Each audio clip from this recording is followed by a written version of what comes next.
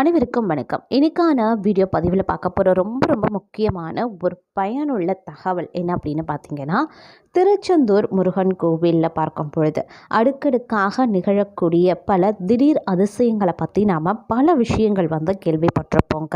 தற்போது பார்த்தீங்க அப்படின்னா திருச்செந்தூரில் பார்க்கும் பொழுது கடல் விழ்வாங்கிறது போன்ற நிகழ்வுகள், சிலைகள், கச்சிலைகள், அது மட்டும் இல்லாமல் கல்வெட்டுகள், இந்த மாதிரியான பல விஷயங்கள் கடற்கரையில் தென்படுவது, கடல் அரிப்பு ஏற்படுவது, கடல் உள்வாங்குவது போன்ற பல்வேறு நிகழ்வுகள் பார்க்கும் பொழுது அடுக்கடுக்காக ஏற்பட்டு கொண்டே இருக்கு. இது தற்போது பார்த்தீங்க அப்படின்னா சமூக வலைதளங்கள்ல மிகவும் ட்ரெண்டாக பார்க்கக்கூடிய ஒரு ஹாட் டாபிக் அப்படின்னு கூட சொல்லலாம். இந்த நிலையில பார்த்தோம் அப்படின்னா திருச்செந்தூர் கடற்கரையில் திடீர் அதிசயம் அவ்வப்போது பழங்கால சிலைகள், கல்வெட்டுகள் கரை ஒதுங்கிறத நாம கேள்விப்பட்டு தான் இருக்கோம். தற்போது பார்க்கும் பொழுது ஒரு சிலை தென்படுவதோடு மட்டும் இல்லாமல் சிவலிங்கமே தென்பட்டிருக்கக்கூடிய ஒரு அதிசய நிகழ்வும் தற்போது நிகழ்ந்திருக்கு அப்படின்னு தான் சொல்லணும். திருச்செந்தூர் முருகன் கோவிலில் அப்படி என்னதாங்க நடந்துட்டுருக்கு?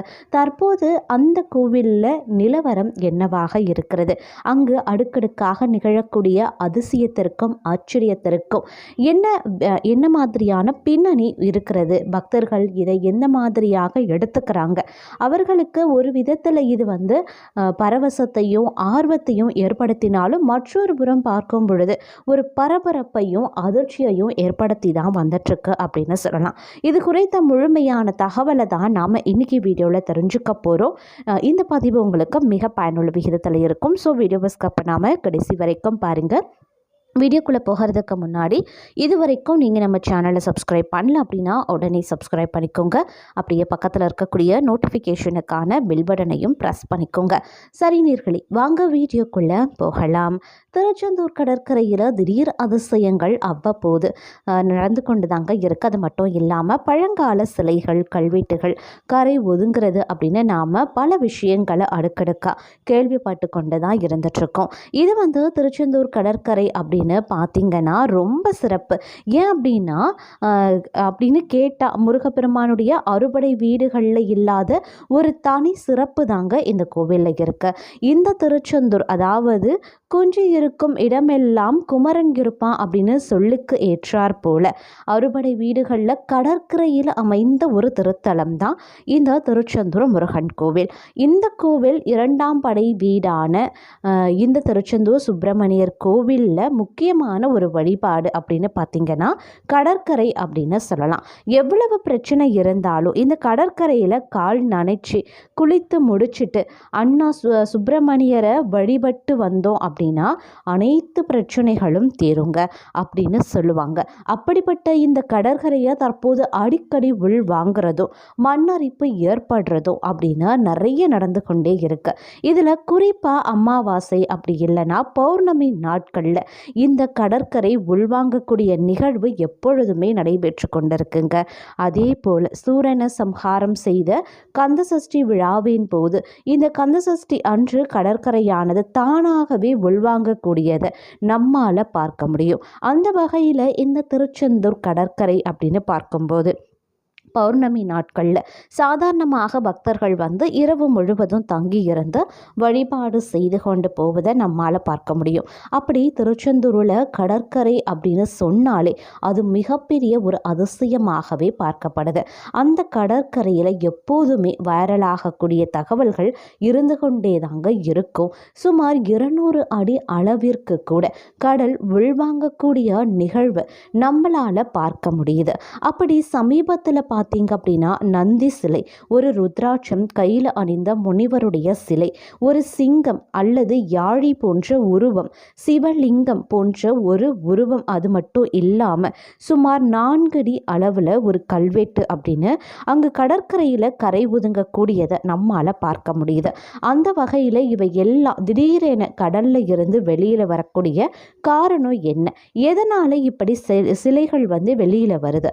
இந்த சிலைகள் எல்லாம் எவ்வளவு ஆண்டுகள் பழமையானது அப்படிங்கிற ஆய்வு எல்லாம் நடந்துட்டு இருக்கு.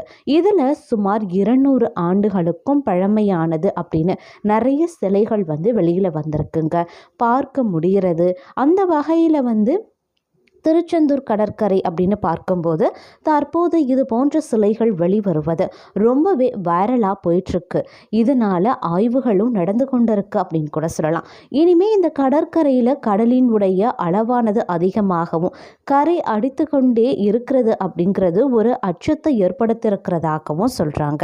கடற்கரை பற்றி இந்த கடல் பற்றி வேறு என்ன சொல்லணும் அப்படின்னு கேட்டிங்கன்னா, கடலை கந்தன் அப்படின்னு சொல்லுவாங்க. அதாவது சுனாமியை கூட மிக பெரும் பாதிப்பை ஏற்படுத்திய போது கூட திருச்செந்தூர் கடலை அந்த சுனாமியால் ஒன்றுமே செய்ய முடியல. அதாவது திருச்செந்தூரை அந்த கோவிலை அந்த அலையானது நெருங்க முடியவில்லை அப்படின்னு சொல்லுவாங்க. அதனால தான் கடல் காத்த கந்தன் அப்படின்னு சுப்பிரமணியாருக்கு இன்னொரு பெயரும் இருக்குங்க.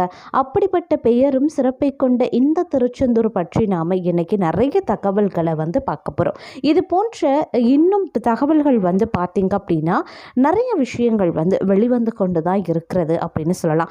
அது மட்டும் இல்லாமல் தற்போது திருச்செந்தூர் கடற்கரையில் பழமை வாய்ந்த சிங்க உடல் பதித்த கற்சிலை மற்றும் லிங்க வடிவ சிலை கரை ஒதுங்கியும் இருக்கு. இதனை பக்தர்கள் வியந்தும் பார்த்து போயிட்டு இருக்காங்க.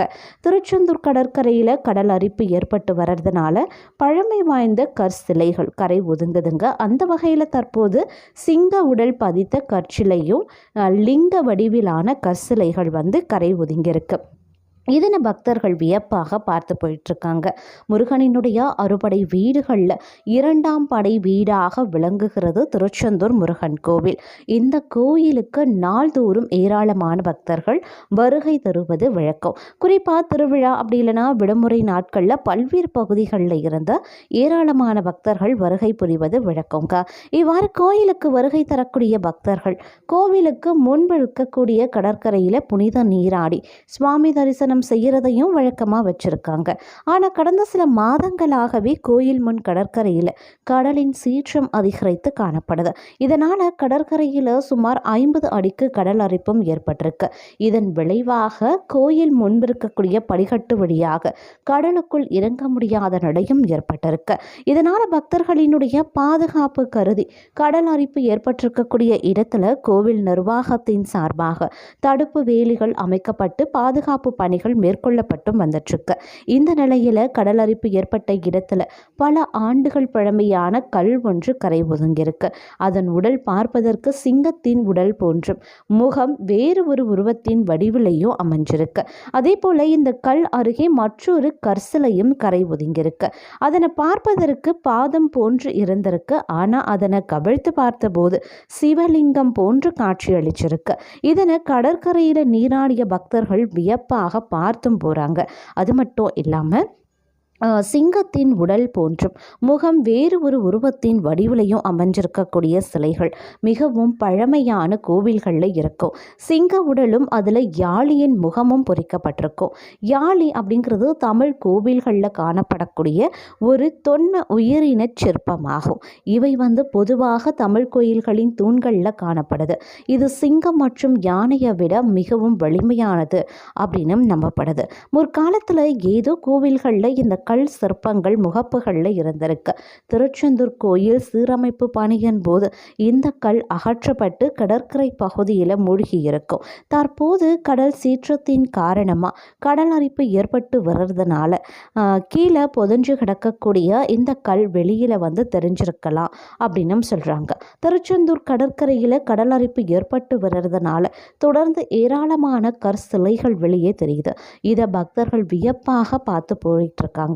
இந்த நிலையில இவ்வாறு கடற்கரையில் ஒதுங்கக்கூடிய பழங்கால சிலைகளை பாதுகாக்க நடவடிக்கை எடுக்க வேண்டும் அப்படின்னு சமூக ஆர்வலர்களும் பார்த்தீங்க அப்படின்னா ஒரு வேண்டுகோளை விடுத்திருக்காங்க அப்படின்னு கூட சொல்லலாம்.